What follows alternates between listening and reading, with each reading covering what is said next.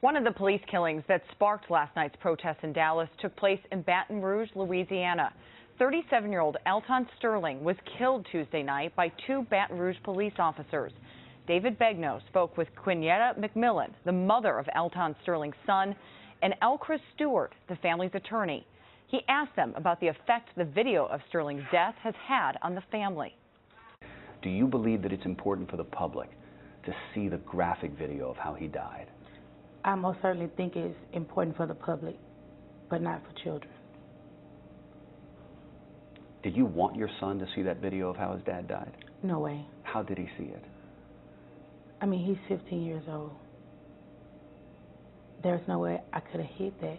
I didn't show it to him. Just getting on his phone, listening to music off of YouTube.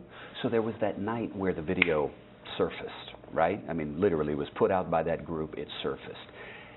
Did your son see the video before you even knew it existed? Yes. What was that moment like when he came to you?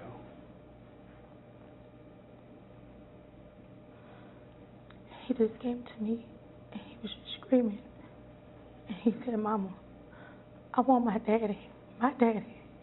Mama, why my daddy?"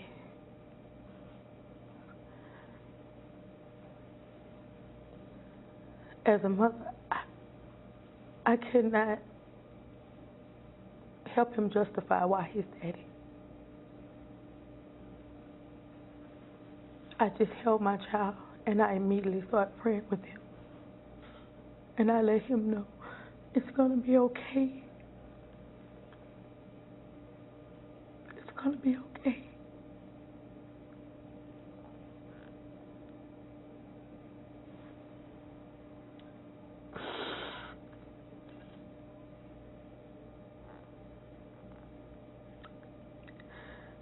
That's a part of him I can never give back. There's a hole that I can never fill. Because I'm just his mother.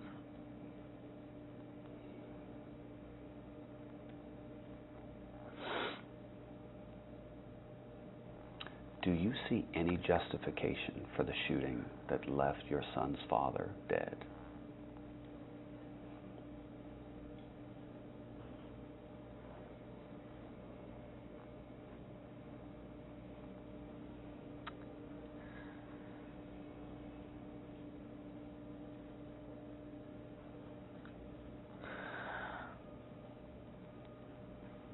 I wonder, do you believe in your heart that the officers intended to kill him?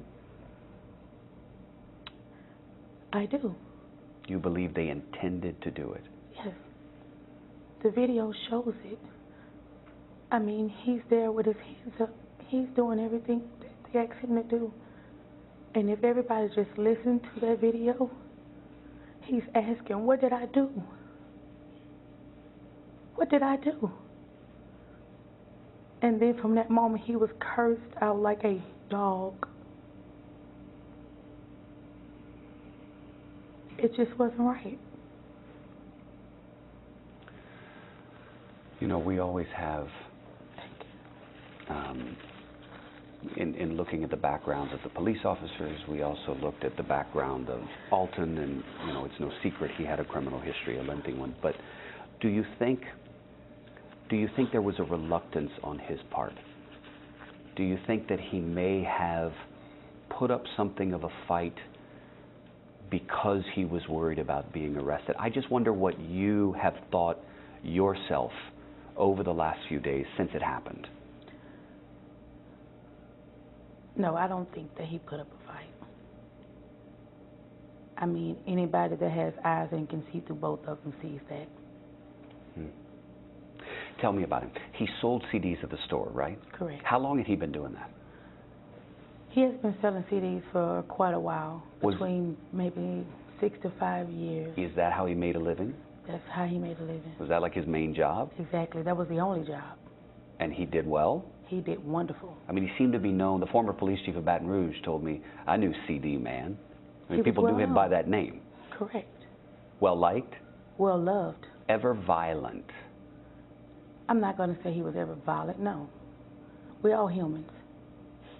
So I think what you're saying, if I'm understanding you right, is he could be violent at times. Is that what you're saying? Or he was never violent? No. Okay, so he was never violent? No. Okay, so what did you mean by he was human? Meaning, we all time to time can get mad. Right, right. But you never saw violence? Never. You mentioned yesterday, Chris, about the body cameras, and there's one specific video where you see the officer reach down and pick up his body camera because it's clearly on the ground. You said that you're not buying the idea that the body cameras fell off. Why? That actually looked like his microphone, and that's what we're gonna, get more details about.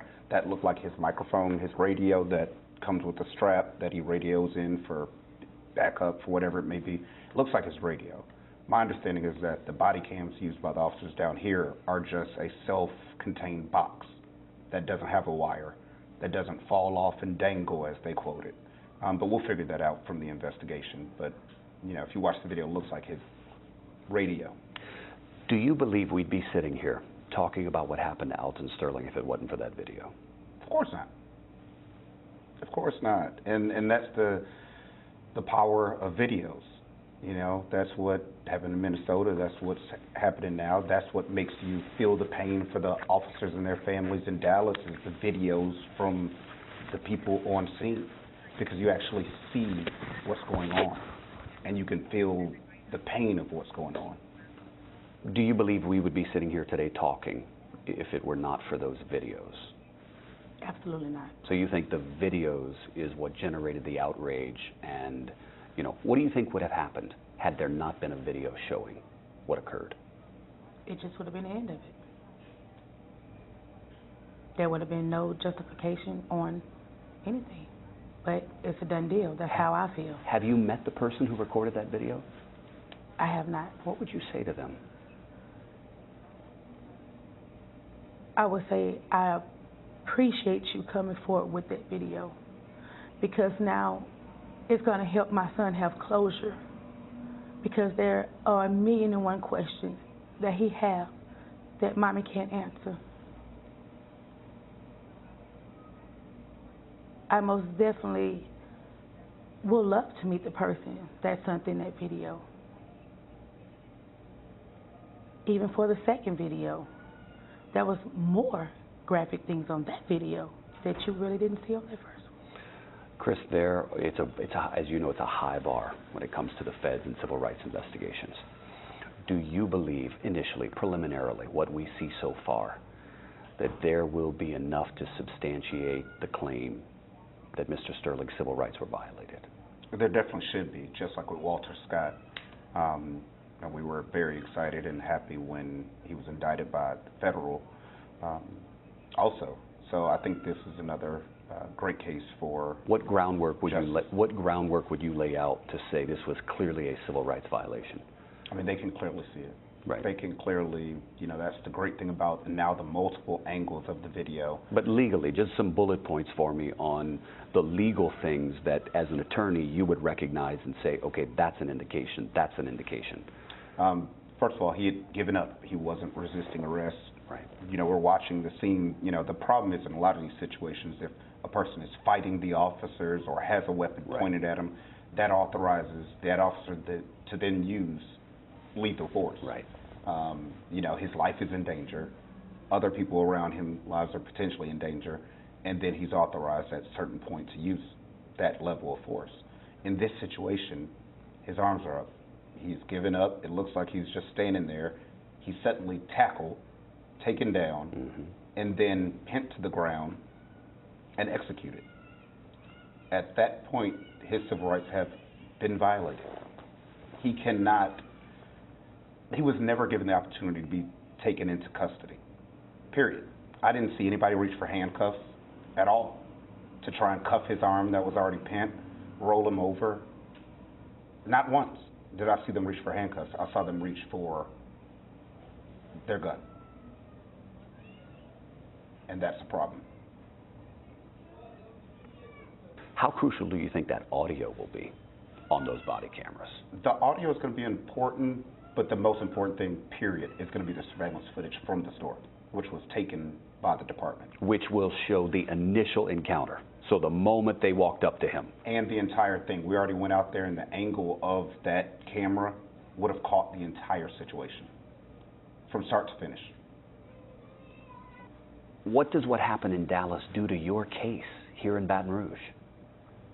Who knows? I mean, I'm quite sure that it's harmed it, but it's harmed every other police minority interaction, because it's now given justification for some officers to use unnecessary force in their mind, the bad ones. It's now given justification for the public to maybe turn away and not pay attention to what's going on because they think of the tragedy in Dallas. It's the few bad apples that always destroy the bunch.